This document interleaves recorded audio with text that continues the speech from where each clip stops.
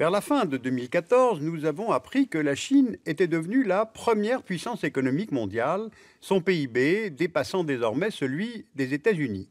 Très bien, mais quel PIB? Calculé comment?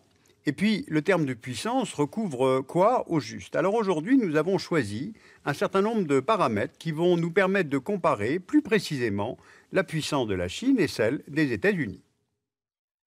Voici les États-Unis et la Chine. Ce sont deux géants géographiques et démographiques. Ils ont à peu près la même superficie. En revanche, les États-Unis ont une population de 320 millions d'habitants contre 1,4 milliard pour la Chine, soit 4 fois plus. Mais le nombre n'est pas un avantage durable. Ce qui compte, c'est le dynamisme de la population et il repose sur la fécondité, vous voyez les chiffres pour les États-Unis et pour la Chine, et l'apport migratoire, soit le nombre d'immigrés diminué de celui d'émigrés.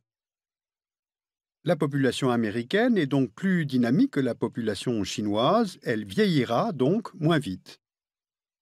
D'ailleurs, on le voit avec l'évolution de la part des 65 ans et plus dans la population totale des deux pays entre aujourd'hui et 2050. Le vieillissement de la population est un handicap car il entraîne une augmentation des dépenses de santé, des dépenses de retraite et diminue la part des personnes en âge de travailler. Donc, la Chine se voit désavantagée. Maintenant, allons voir l'économie, car c'est dans ce domaine que l'ascension de la Chine a le plus marqué les esprits.